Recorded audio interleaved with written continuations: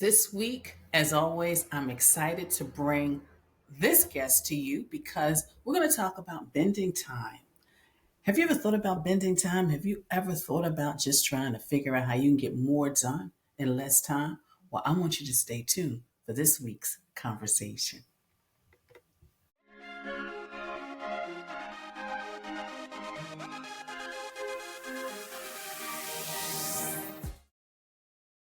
Hello and welcome to Got Clutter, Get Organized, the conversation. I am so excited because today we're probably going to talk about a topic that a lot of you are like, just hold your ears like either to like up close to the video or either to the audio because we're talking about bending time. I know a lot of you just want to add more hours to your day, and really, is that the solution?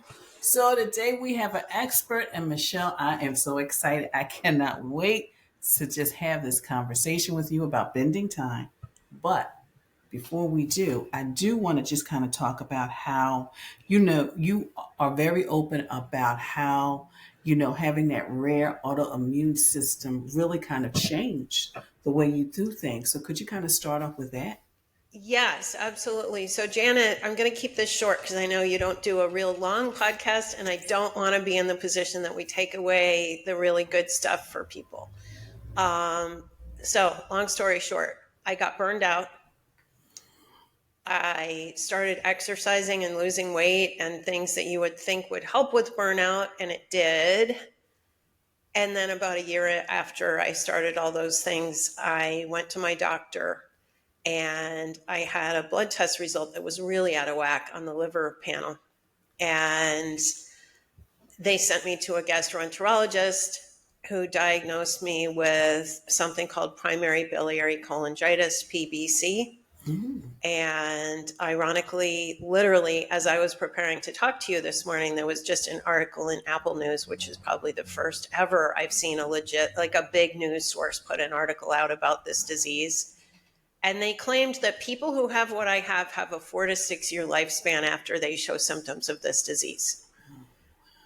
And I was horrified because Mm. 10 years ago, when I was diagnosed, I was scared by the information that was in NIH, different like legitimate health sources, which were saying 10-year lifespan. That was 10 years ago. And I had always had a bit more of a broad mindset about medical things. I had a family member who cured for stage 4 pancreatic cancer with nutrition and acupuncture. He walked away with the stage 4 diagnosis and said, chemo is going to buy me a couple months. I don't want to ruin my life like that. And then someone offered him help with this, and he just died at 93 years old, and he was farming 2 days before. And, this gentleman was diagnosed with stage 4 pancreatic cancer at 78. So when I saw that, I went, okay, what can alternative medicine, holistic medicine, functional medicine, whatever you want to call it, what can that do for me? And that led to me getting certified as a health coach to learn those modalities for my own purposes and applying a lot of it. Now, fast forward, where this stupid, badly organized, badly researched article I just saw just said again that there's no cure for this disease and that you can't repair the damage. I have been able to turn the damage from stage 4 to stage 2 to stage 0, which is significant. And my blood test results are back, like not just in the normal range, but well within the normal range. And, probably because of all these different things I did. Okay. Mm. So that's the piece that has to do with, I had this disease and it got me to change my life. And then I learned some stuff. Here's what I learned. I had been an extremely burned out lawyer. I was in litigation. I had worked both in law firms and then since 2003 in my own practice. I had just gotten so detached, so cynical, so frustrated and just done with it that I literally proactively told my friends, kids who were interested in being lawyers, are you crazy? Like, here's all the stuff that's wrong with it. You really don't want to do that. I mean, I did that for years. What I realized was after I'd made all these changes and some time had passed and I felt physically, I'm not joking, better than I have since I was in my late 20s. I felt mentally sharper. I was more efficient, more organized, happier. Like, run the gamut of all the good stuff in life. I was feeling better, better, better than any time before as an adult. And I looked at that situation and I thought, what is it really? Like, what if there was, first of all, I looked at back before I knew there was something wrong. I was trying to figure out like who was the me of a point where I kind of knew something was going on, but I didn't know what was wrong and I hadn't done anything about it yet. And I realized that what the first time I thought something was wrong was when I was having trouble getting things done at work and I was having trouble staying focused. And I actually had a friend say to me, I don't understand how you got through law school and yet you can't focus long enough to work for an hour. What's going on? Like something's going on. And I really had issues with focus and with time. And I thought my problem was time management. And before I did anything else, I paid for a time management course. Okay. And did this course and had a little coaching with this man in Canada who gave me some good advice about time management, true time management. And that helped a little bit. It helped me organize, right? Part of what I did with the time management was get a little better organized and try to do some time blocking and all the rest. But when I came forward and I looked back at, okay, so what are all these various things I did? There were some really important clues, very important kind of pillars. Let's call them pillars. One was having absolute clarity on what lights me up and makes me happy. I call that the sparks that light you up. It's fuel. If you're getting the little things, those tiny little things, they don't have to be big. They don't have to cost you money.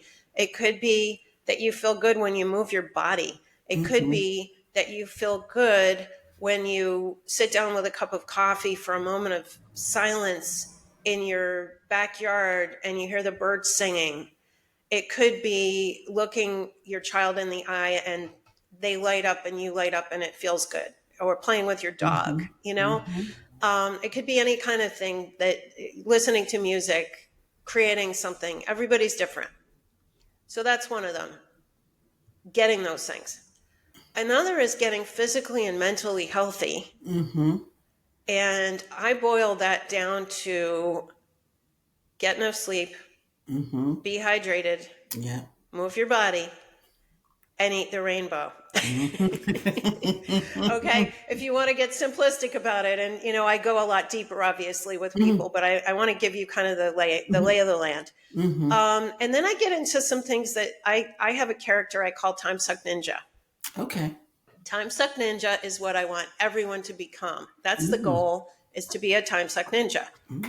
And by being a Time Suck Ninja, you have a sword, you have a shield, you have barriers, and you cut the crap out of your life. You then literally, you learn to, for instance, get those things that light you up. Don't waste your time on the things that don't as much. Find ways to proactively get those things. Find ways to eliminate the time wasting things that don't matter to you or what matters, in your life. And also, and I love that you're about organization, because part of it is about, literally, I call them external time sucks, things that aren't you internally, but they affect your ability to be efficient. Things like getting rid of the clutter. And that can be physical clutter, or it could be mental clutter, or it could be other people's clutter that's trying to take up space in your world and in your schedule, but doesn't move your ball forward or the ball of the things that matter to you. So you have priorities, you have things you care about, your family, your career, the goals of your team. And sometimes you get things piled on that you're just like, why am I doing this? This doesn't matter to any of those. That's clutter too. Yeah. Yeah. And so, you do that. And then we go into, building habits to strengthen those practices and building mindset to reinforce. So being optimistic versus pessimistic, visualizing things, not just looking for the bad, but seeing what the positive possibility is. Mm-hmm. And also learning to look at challenges as a game and something fun and something exciting to play with, as opposed to, oh my God, my life is over because I Mm-hmm. have this challenge. Mm-hmm. Mm-hmm. And Mm-hmm. therefore, now if I had imagine if I'd had that attitude when I got diagnosed with this Yeah. thing. And instead of saying, you know what, who do I know that knows about these alternative options so that I can add on to taking the drug that they're telling me could help but won't cure me, right? Mm-hmm. Mm-hmm. As opposed to, oh my God, I'm going to die in 10 years or Yeah. need a liver transplant, which is Yeah. crazy. Mm-hmm. And Mm-hmm. seeing that article just made me angry. I saw that Mm-hmm. article and I was like, are you kidding me? Because Mm-hmm. I've been involved with some groups of people who have this, and I'm sorry, like their information is completely wrong. But not just that it's completely wrong, it's scary to people. Mm-hmm. And it takes Mm-hmm. people who could have a more positive outlook in their mind and instead tells them this horrible falsity about what the picture could look like, Mm-hmm. you know? So finding that positive and finding a way to make that, if there's going to be a silver lining, make it happen, and look at the big enough picture to know Mm-hmm. what that'll be. And then to have a plan and to take that plan and build a team around it, and to have a plan for your growth, because a lot of us think of, okay, well, I don't have the money, or I don't have this, or I don't have that. Well, guess what? We control our destiny. If you don't have the money, find a way to make more and save more.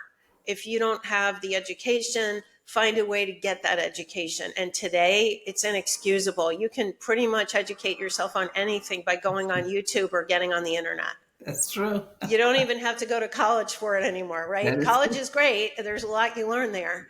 And I think there's going to be a lot, as I just had a conversation with someone in my college yesterday about the fact I really believe as AI becomes more and more prevalent, liberal arts is going to become really important. Mm-hmm. Having a broad base of knowledge and not just knowing the specifics of being a doctor or of being an Mm-hmm. accountant or of being an engineer, Mm-hmm. having that broader base knowledge is going to be huge. Mm-hmm. So anyway, that's the gist of it, is to take all that stuff and put it together. But a lot of the key is paring down to what matters. And a lot of Mm. times when we have trouble with time and we don't get anything done, it's because we're losing focus on what matters and we're giving too much focus to things that are draining us and not supporting us. Mm. I mean, you said so much, Michelle. I mean, I was taking notes. I was taking notes. I mean, and you said a lot of things that really sometimes people, when they want to get their lives, like they always talk about, I want to live an organized life, or I want to live a balanced life. They don't take all of that into consideration.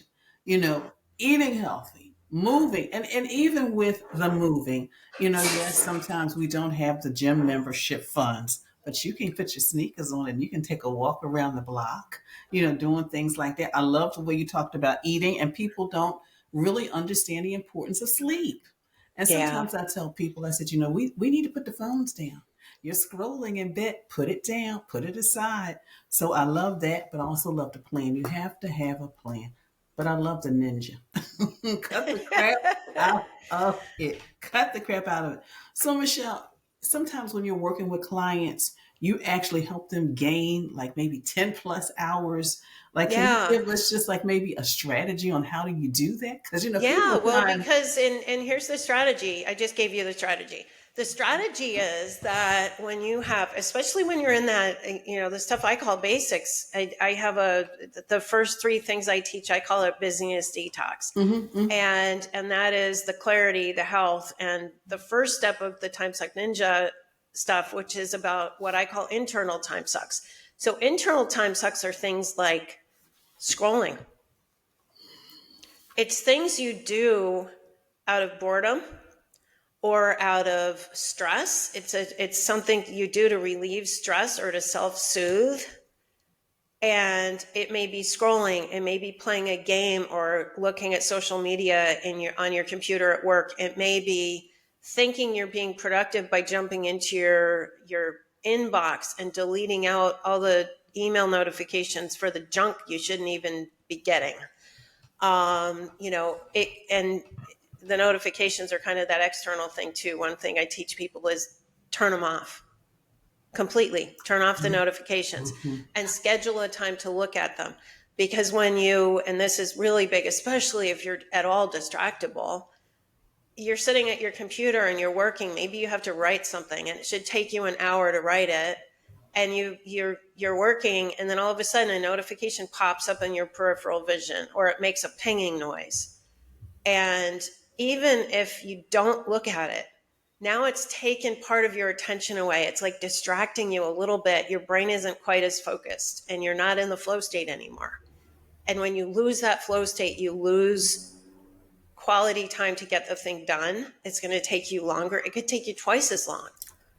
So when I say I'm saving people 2 hours, roughly 10 hours, 2 hours a day, a lot of that isn't time lost to those kind of things. It's Mm. time lost because you got a little stressed and then you spent half an hour over here looking at Facebook on your phone, or you lost the focus that would Mm. have gotten the project done in an hour, and instead it took you 2.5 hours. Mm. Mm. Mm. Mm. Wow. I do have a question. I mean, and the question is, what are your thoughts about multitasking? Because people are on either sides of the It doesn't exist. and yeah, thank you. And there is Thank you. neuroscience to prove that. We women are really good at quote unquote multitasking. What that really means is we're more capable of bouncing back and forth and back and forth and back and forth and back and forth. And every time we do that, we deplete neurotransmitters and we Mm. lose a little more of our ability to focus. When we can focus, we can get things done faster, more accurately. And keep in mind, it's not just getting it done faster. If you make mistakes, you have to then fix those mistakes. God forbid the mistakes pass beyond you, and then you might have really big issues with fixing those mistakes. And if not, it might be that you have to spend more time proofreading, or you have to, Yeah. you have to pull it back before you present it because you have to fix something you noticed last minute. Yeah. Thank you for sharing it. I also wanted to mention, so every week, friends and I, we meet via Zoom. We're in different time zones, Mm-hmm. different parts of the country. And one week, Michelle, we all decided, we took a vow, we were going to get rid of those notifications, those pings, notifications. And I was like, why? Because all of us, what we do is important, but it's not that important that we need to be notified every single minute. So that's what we did. It was a group of us. I just wanted to share that with you. So, Michelle, as we, of course, are in the last quarter, but also, the new year is like just waving at us. Yeah. What is like maybe something to let go of, or either just to kind of step into the new year with intention when it comes to our time? Well, I would say, you don't know what to let go of until you look at what matters. So the Mm. first step always to me is to really just sit back, kind of take a breath, and remember what it is to you that's most important. What are your values? What do you care about? What lights you up and makes you happy? And if you're married and you have kids, what are your family's goals? And are those your goals? Are you doing that together? One of the things I found fascinating, because I never thought of myself as somebody who had input on this. I am divorced since 2011. I don't have kids. So for me, I'm kind of like, okay, I don't have any credibility in that Mm-hmm. front, right? Mm-hmm.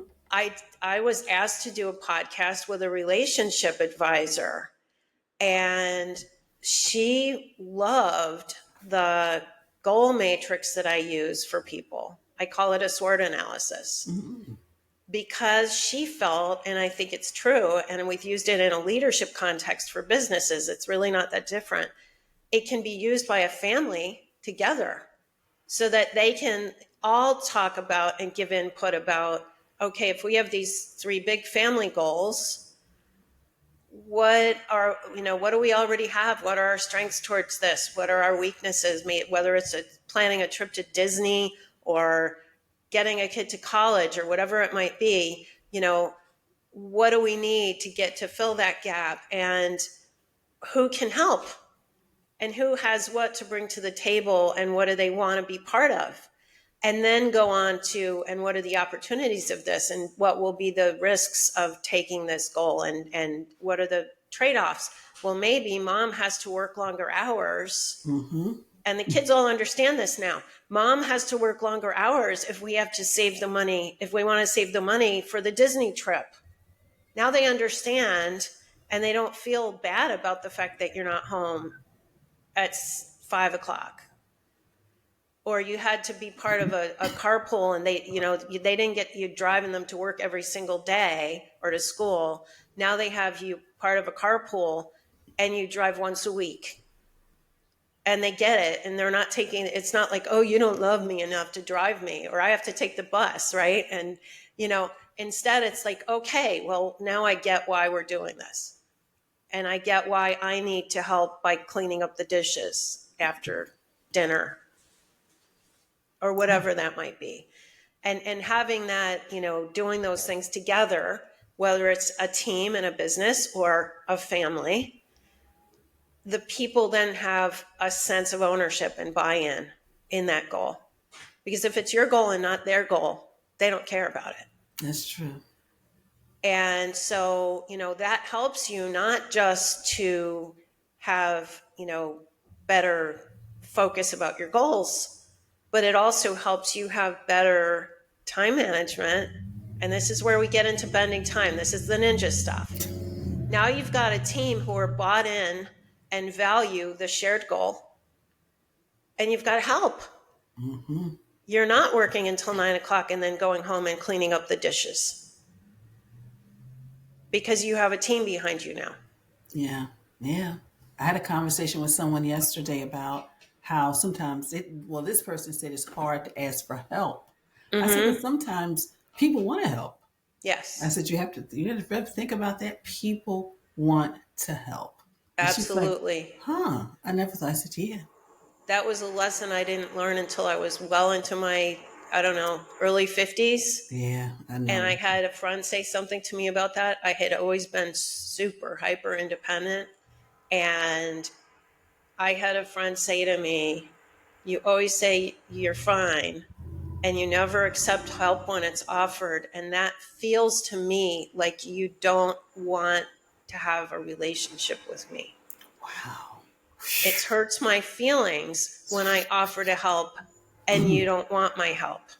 Because think about it, for some people, their love language is acts of service, right? And that's And true. if they're offering to help, That's true. they're saying to you, I love you and I want to be part of your life That's true. by helping. So let them. Yeah, and that's true. And I had to learn it too, Michelle, because years ago I had that major surgery, and I was thinking about not having it because I knew what recovery would be like. And I'm like, well, I'm not married, don't have children. How is that going to work out? So I called my best friend and I said, okay, this is what the doctor said. These are my options. She's like, okay, I already talked to my husband. I'm going to take a week off and I'll stay with you and help you recover. I was like, what about the kids? Oh, my mother-in-law's going to come and she's going to make sure the kids get back and forth to school. I'm like, There you go. wow. Yes. And So, why not, right? I yeah. mean, And I there's took nothing it. wrong with that. Yeah. And I took it. I took the help. I took the help from everybody who won. I said, you know what? I'm going to receive now. So I have enjoyed this conversation, Michelle. I want you to let people know how they can connect with you and work with you. Okay. Like I said, clarity, most important thing, right? So for US, if you're not driving your car, you can text the word clarity to the number 33777. And that'll be in the show notes if you are driving your car. But the other option is that I believe I've given you a link and we can use that link in the show notes. Both of those things will bring you to a community page. It looks like a checkout, but it's at zero cost. It's a free community page to give you tools. And the tools are a downloadable guided meditation and journal prompts on finding those sparks that light you up, and the SWOT analysis tool I told you about, so that you can use that with your family or with your friends or with your team at work or whatever that is, or by yourself. And, it's really good for any of those things to help you get real clarity on your goals. And honestly, once you've decided, okay, here's where the goal is and what it's all about, the D step I didn't mention to you was it's actually about desire. How much do you want it? Because sometimes, and this is, probably the biggest ninja move, sometimes that goal you've been carrying around and spending money on and spending time on and taking time away from your family and everything else isn't your goal. Maybe it was your family's expectations of you. Maybe it's what your church thinks you should do or what your school thinks you should do. And it doesn't align anymore because you're not 12. Right? And, sometimes we have a goal when we're 12 or when we're 20 that doesn't fit us anymore today Yeah. in our current life that we've built. And that's frankly better. Like you want to look at those goals and think about whether that really is yours, because if it's not, talk about a way to get rid of clutter. Oh, that's big clutter. Yeah. Well, for those watching and those listening, I will have all of Michelle's information in the show notes, and specifically how you can send her that message with clarity, or you can check out our website and get her resources as well. Michelle, thank you so much for joining me. Well, thank you, Janet. And I love what you do. I think it's awesome. Thank you. So, what was your takeaway from my conversation with Michelle? She gave so many just strategies and nuggets on how we can better manage our time to better manage our life. Also, did you listen to what she said about multitasking? I hope you were taking notes. And I hope you listen to this interview again. I hope you share it with family and friends, your team members. But also, I want to end with, what is that thing? What is that one thing that you really love to do and you need to make it a priority? I know for me, I love walking in my community, just seeing all the different, flowers and trees. Of course, this time of year it's more like just the foliage. But something else I realized I just love, and that's because I love organizing. I love going to IKEA.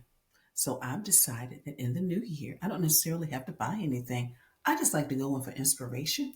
So what I'm going to do in the new year, at least once a quarter, I'm just going to go in IKEA just for some inspiration and maybe, treat myself to something in the restaurant. So until next time, I want you to have a clutter-free day.